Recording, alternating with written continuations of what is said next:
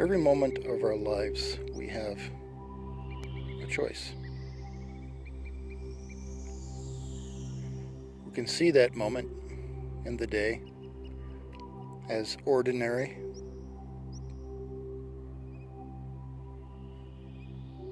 and get trapped in all of the brands of mental constructs that come out of that assumption of ordinariness. But yet every moment can be miraculous. It's all in the way that we see things.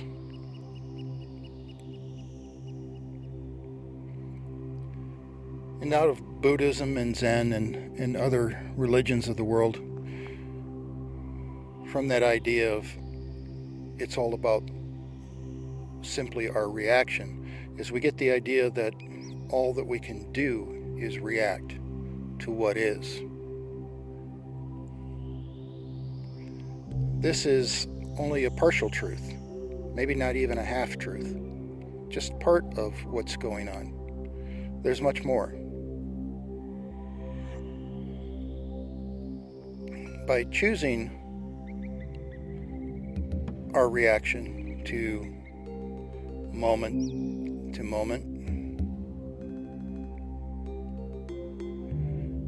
we can then pull into creation,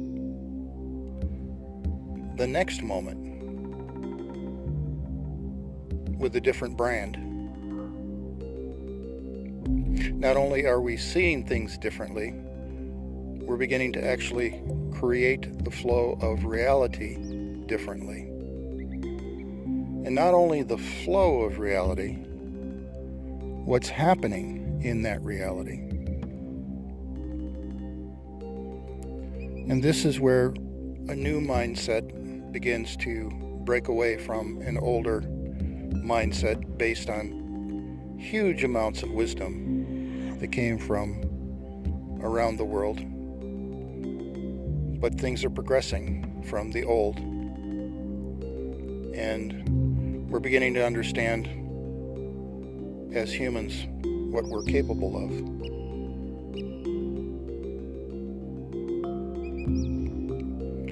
This time that we're in right now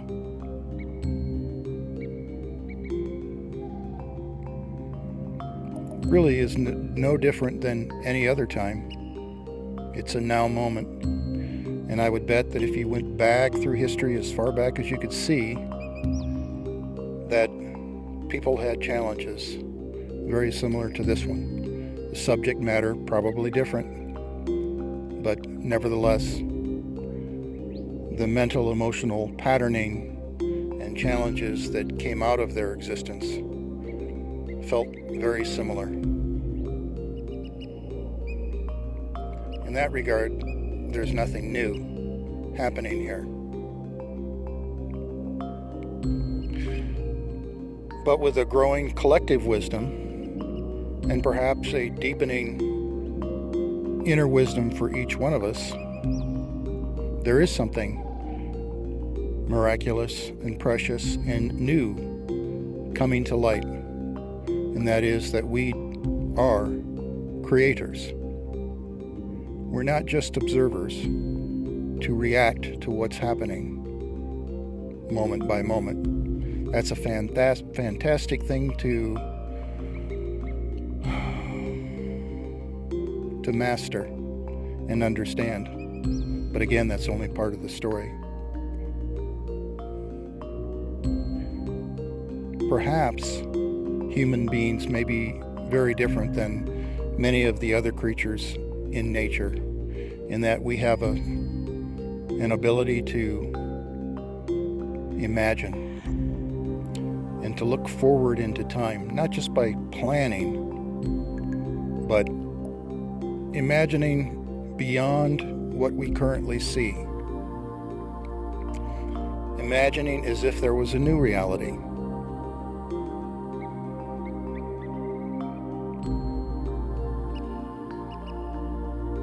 And not only imagining, we can connect up our mental and emotional states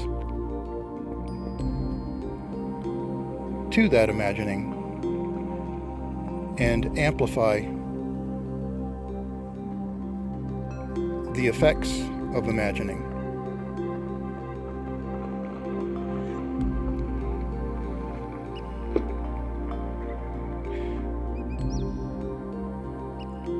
I think it's similar to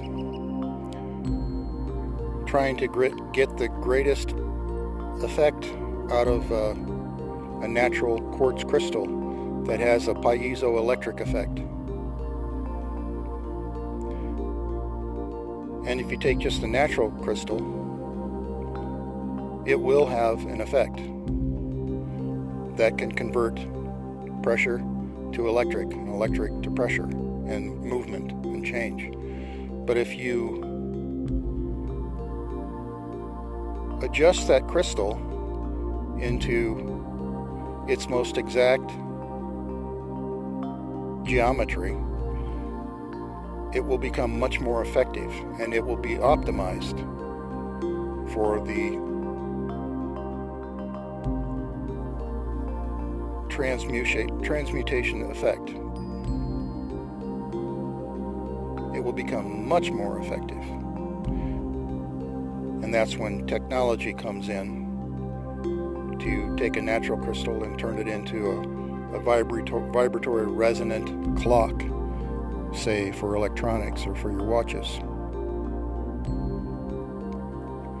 In the same way, we can fine-tune our own abilities to imagine and feel and emote and think.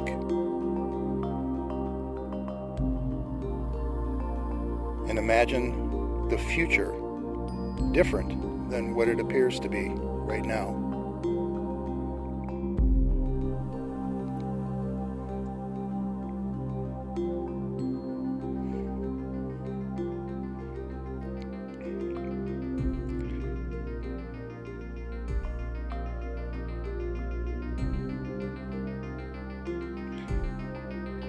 I love Eckhart Tolle and his material. When he first came to me, it was a material that I really needed because I had been very, shall I say, spacey, and I was very far out there. And Eckhart Tolle's material, based in Buddhism mostly, I believe, was very grounding, and it created a foundation to understand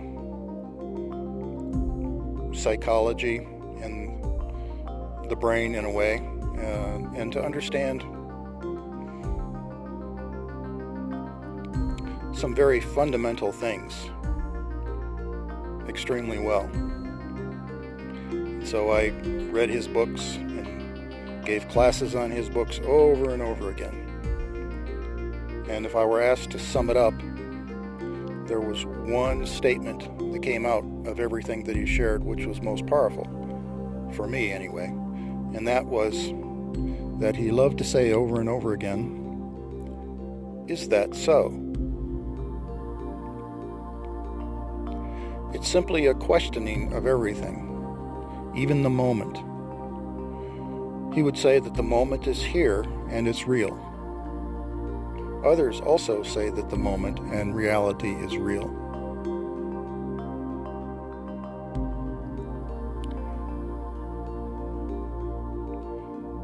I created my own quote to say, "All things are experientially real, yet they may not be what they appear to be, but they are because of what we think."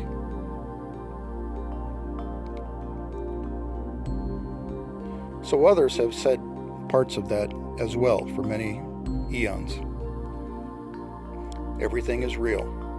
So I'm never wanting to say that reality is not real.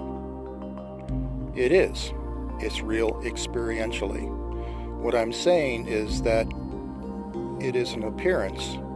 What is happening beyond appearances, underneath appearances, could be and is most likely very different from what your experiential reality of it is. Well, what does that mean?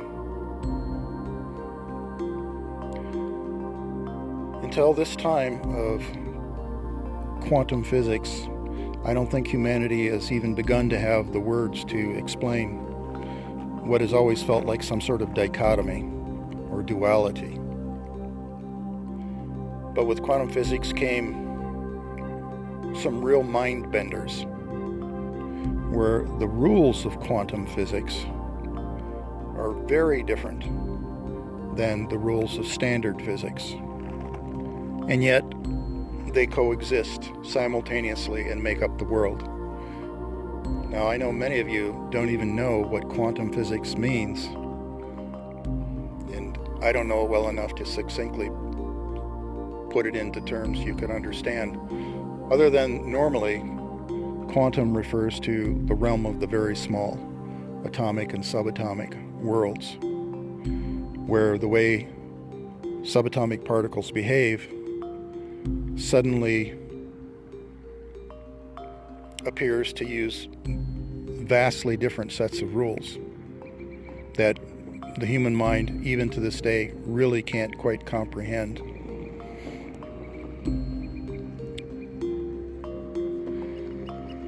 I won't go into those rules because that's simply too much for what I want to say here. But these quantum rules, the theory of quantum physics, the theories, groups of theories of quantum physics, quantum mechanics, has been proven over and over and over again around the world, and it is called the most successful theory in history. And yet still, we keep testing it because we can't comprehend it. Oh, it's things like the same particle existing in more than one location simultaneously and being entangled with one another. So whatever you do to one particle, where one particle is on this side of the universe and theoretically the other particles, the same particle's location on the other side of the universe, reacts in the same way to whatever was done in the first location. And quantum physics goes beyond, as far as I can tell, from everything I've read, both space and time. It connects everything. Everything has a degree of quantum entanglement.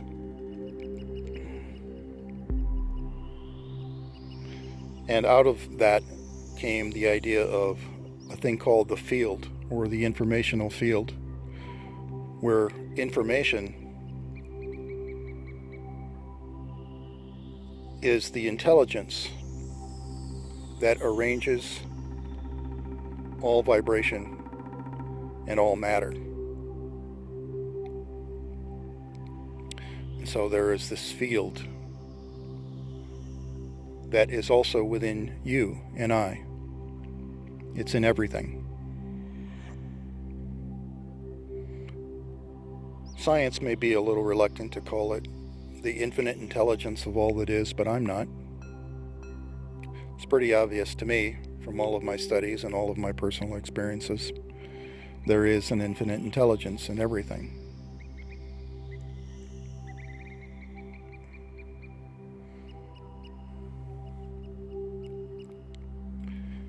Again, that's the aspect of quantum physics which is hard for the human mind to comprehend. But yet, it is there. Science has proven it.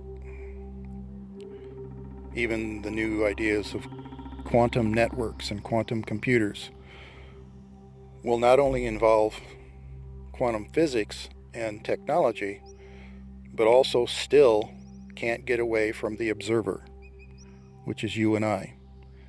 And what comes out of quantum physics is based on the observation.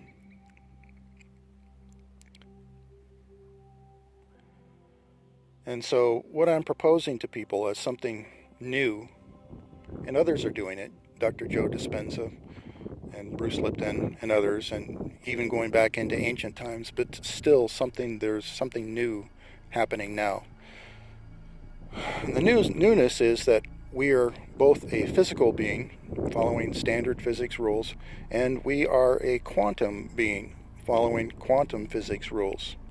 And they work together seamlessly, right within our own biology.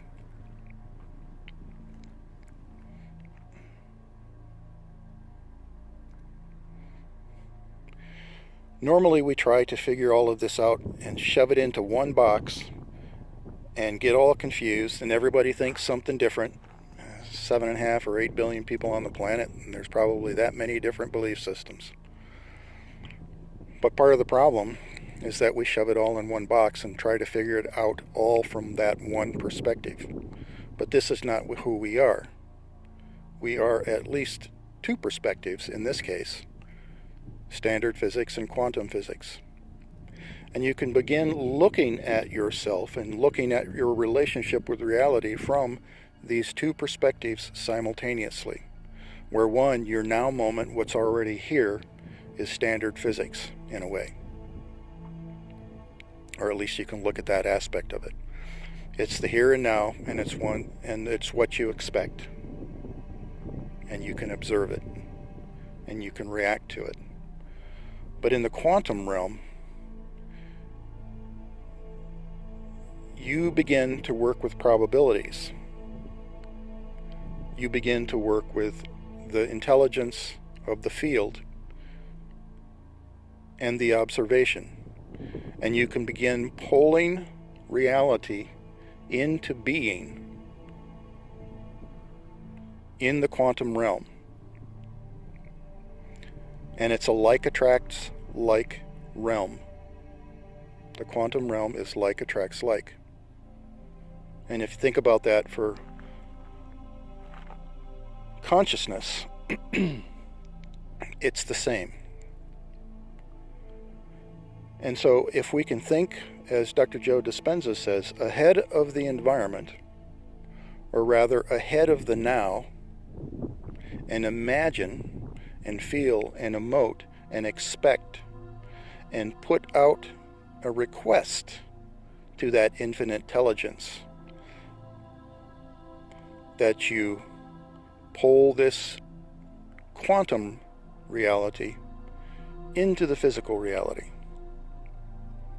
And this is what happens in quantum physics, even at the experimental level, that is, to this day, is still very fundamental. Scientists, well, people are scientists, or sometimes. Sometimes they are. And people will always disagree, but many, many more scientists are now beginning to marry that science with philosophy. And of course, philosophers were quick to jump on quantum physics. It made sense. Now, I had a very rich dreaming world for all of my life. And I had many, many dreams over the decades about how to create what you want. And I'll be honest, and it's painfully honest, I have an understanding of how to do it, but I'm terrible at it. At least doing it consciously and creating positively. And so, ahead of putting this out there to anybody else to entertain for their own benefit, I'm working on it for myself every moment that I can.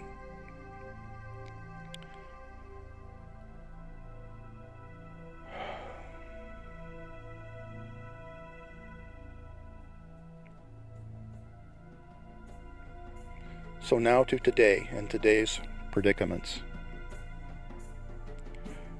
We're looking at the now reality with a great amount of fear, or at least some of us are. Personally, I have to tell you that I'm not afraid of dying, because back in 2012, I had a massive journey into consciousness. I called it my journey to source experience, where I became the one mind of all that is. I would say it was the information field. I became that. And in that space, I knew everything and I knew nothing. I was everyone and no one. I was everywhere and nowhere. It was, you could never put it into words, but somehow the opposites combining together bring it home for me. So there was this, so I'm not afraid of death because in a way I've already been there.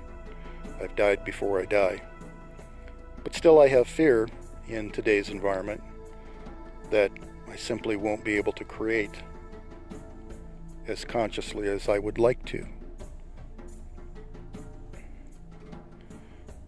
And so I don't have the same fear as many people, but that doesn't mean I don't understand everyone's fear of this disruption of life and the possibility of death. Ultimately, I think that's most people's ultimate fear, is that they're going to die or they're going to lose loved ones. I've lost many loved ones. The older we get, we lose people. That's a part of life. Life and death are connected. But I want to tell all of you that there's one thing that I know from that journey to source experience, and also from my dreaming worlds, really from my entire lifetime, where some of those dreams I talked directly with God.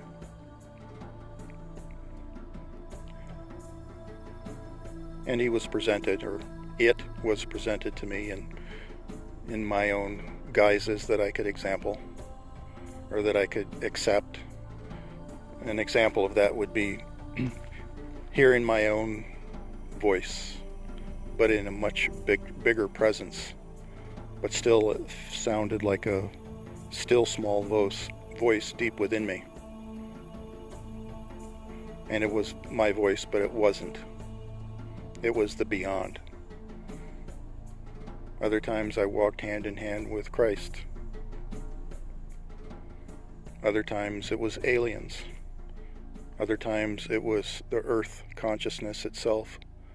One time it was the ocean, and I was swept out to sea with big waves.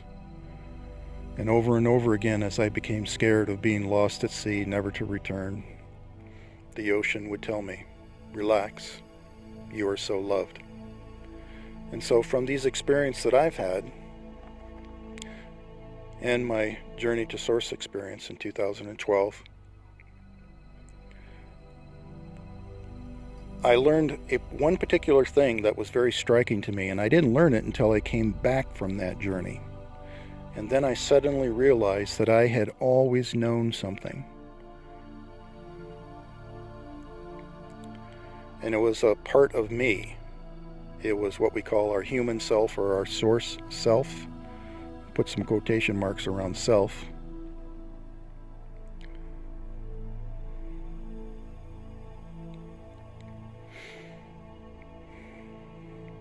So it's kind of a cosmic joke, I think, that the one thing that we're most afraid of losing is the one thing that can never really be lost.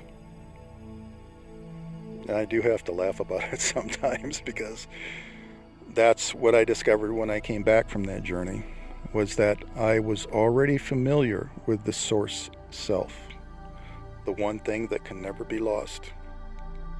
You could take away my freedom, you could take away everything,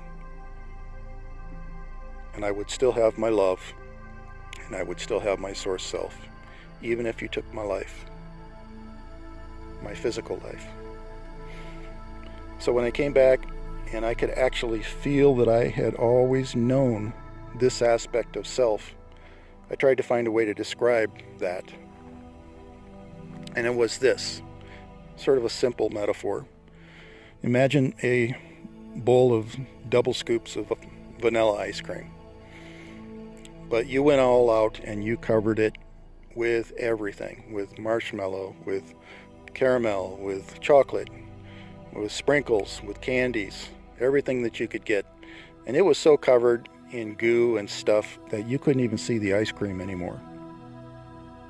But you knew the ice cream was still there, but you couldn't see it.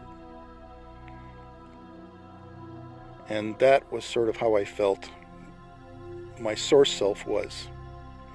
That it was covered up in our personality, our egos, our ooey gooey dramas of day-to-day life. And yet the whole time, part of you that you've always called yourself and you recognize as you is that vanilla ice cream underneath. Or choose whatever flavor of ice cream you like, it doesn't matter. That you underneath, that source you, that quantum you, the information field of you, God of you, higher self of you, whatever you want to call it, is always there. And that you, from that perspective, is the same you as everyone else. Not only everyone else, but everything else. And you already know it.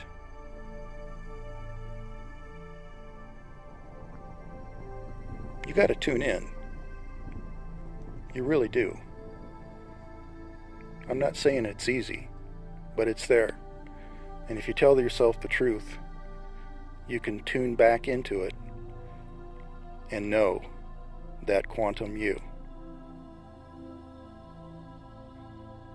The ability to do it is built right into your biology.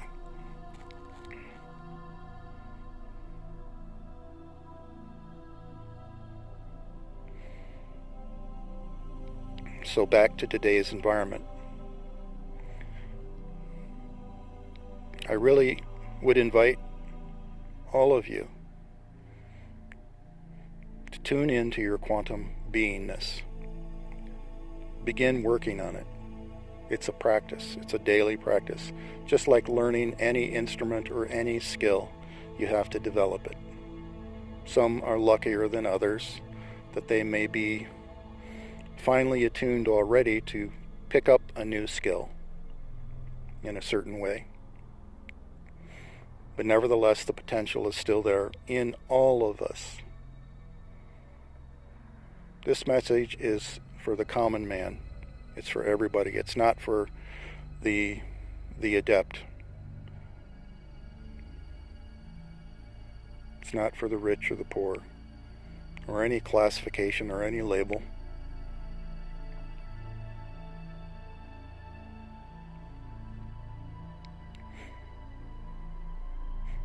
My spiritual name is Hilarion. It always has been.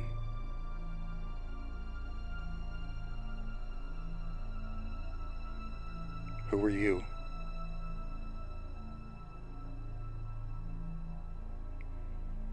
Tune into the peace and the joy and the bliss that comes from that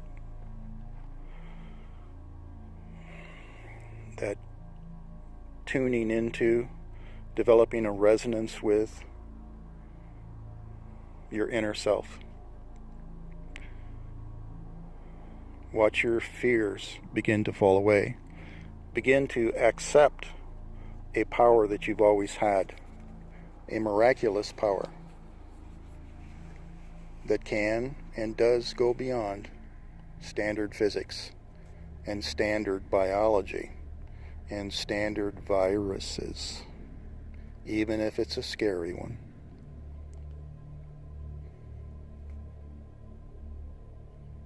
I'm not talking down to anyone. I love you all. I don't want anyone to suffer.